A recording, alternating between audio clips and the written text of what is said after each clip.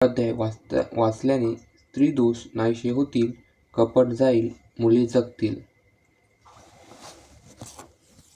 मच्छिंद्रनाथाने रसशास्त्र, काव्य, वेदशास्त्रे, ज्योतिष, व्याकरण, धनुर्वेद, जलतरण, संगीत, अश्वारोहण, नाट्य, श्रृंगार आदी इत्यादी सर्व विद्या गोरक्षाला शिकविल्या. नाना अस्त्रे, देवतांची उपासना शिकवली. सर्व देवता अनुकूल करून दिल्या. त्याला ब्रह्मज्ञान दिले, अष्टसिद्धी दिल्या आणि त्याला आपल्यासारखा जाणता केले. एकदा गावाबाहेरच्या मोकळ्या जागेत गोरक्ष एकटाच संजीवनी मंत्रचा पाठ म्हणत होता. त्यावेळी मच्छिंद्रनाथ बाहेर गेला होता. आजूबाजूला मुले खेळत होती. मुलांनी गोरक्षनाथाला मातीची बैलगाडी बनवून देण्याची विनंती केली, पण त्यांनी ती अमान्य केली. शेवटी मुलांनी प्रयत्नाने उबडधोबड बैलगाडी बनवली, पण काही केल्या गाडीवान बनवता येईल. परत मुलांनी काकुळतीने गोरक्षनाथाला विनंती केली. नाईलाजाने त्याने होकार दिला. त्याने तोंडाने संजीवनी मंत्र पाठ म्हणणे चालू ठेवून हाताने चिकन मातीचा लहानसा मनुष्यकृती पुतळा बनविला.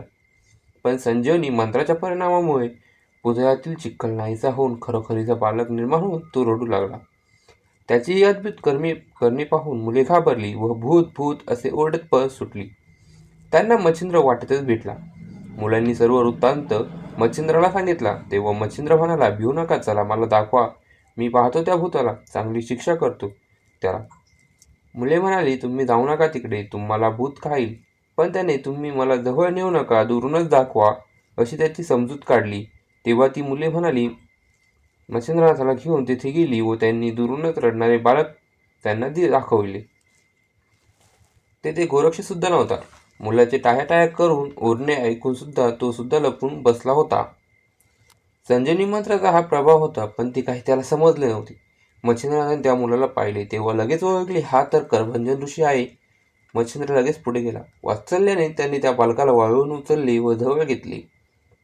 सर्व मुले भयभीत होऊन ओरडत पळत सुटली. मच्छिंद्रही त्या मुलाला दोन्ही हातात धरून गोरक्ष कुठे आहे त्याचा शोध करीत निघाला. प्रत्येक घरी तो विचारी सुटला, गोरक्ष आहे का? मुले भिवून पळत होती. घरोघरच्या बायका, अगं बाई, हा कोण बसावी म्हणून भिवून पळत सुटल्या. मग घरोघरचे पुरुष पुढे आले व विचारू लागले, काय रे, मुलांना का भीती दाखवतोस? कुणाचे मूल आहे? पळून आणलीस की काय?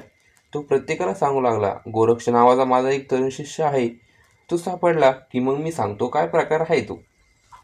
मच्छिंद्रनाथांचे हाक ऐकून तो एका ठिकाणून गोरक्ष बाहेर आला, पण मच्छिंद्रनाथांच्या हातात बालक पाहून तो पुन्हा पळाला.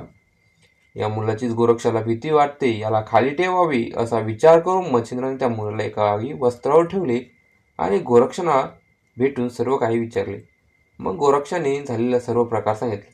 तेव्हा मच्छिंद्र म्हणाला, अरे, संजीवनी मंत्राने त्या मातीच्या पुतळ्यात प्राण आले आहे आणि करभंजन ऋषी स्वतः जन्म घेऊन आली. तू ओळखले नाहीस का? याचे नाव गहिनीनाथ ठेवायचे. चल, आपण त्या मुलाचे पालनपोषण करू. मग मच्छिंद्रनाथ त्या मुलांचे पालनपोषण करू लागला. गावातल्या लोकांनी मच्छिंद्रनाथांच्या योगबळाची फारच प्रशंसा केली. त्या मुलाची संजीवनी मंत्राने उत्पत्ती पाहून स्त्रियांच्या मनात आले, हा बालक वाढवणे हे काही या योगीकडून होणार नाही. कोणीतरी स्त्रीच हे काम करू शकेल. त्यांना एकदम आठवले, गावात मधू नावाचा एक ब्राह्मण आहे, त्याची पत्नी गंगाबाई ही चांगली दयाळू स्त्री आहे. त्या दोघांना मुलगा नाहीत. हा मुलगा तिच्या ओटीत घालावा. सर्वांनी मच्छिंद्रनाथाला तसे सांगितले. मच्छिंद्रनाथाने त्या जोडप्याला बोलवून आणले. नंतर तो म्हणाला, माई, हा मुलगा म्हणजे नवनारातील करभंजन ऋषी आहे. याची थोरवी गहन आहे म्हणून याचे नाव गहिनी ठेवले आहे. याचे संगोपन नीट कर. तुझा पुत्र म्हणून हा विख्यात होईल. आजपासून 12 वर्षांनी गोरक्ष येथे येईल आणि या मुलाला योग दीक्षा देईल. त्यावेळी हा तू पुत्र जगाच्या कार्यासाठी परत दे. गंगाबाई मधू ब्राह्मण जोडप्याने मच्छिंद्रनाथांना देव केलेल्या गहिनी नामक बालकाचा स्वीकार केला. मग गंगाबाई म्हणाली, तुम्ही जोगी असताना 12 वर्षानंतर या मुलाबाबत एवढी ममता व आशा कशाला ठेवतात?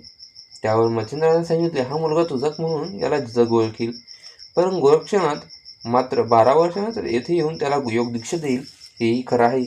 काही दिवसांनी मच्छिंद्र गोरक्ष तीर्थयात्रेसाठी बद्रिका आश्रमाकडे निघून गेले. अध्याय समाप्त.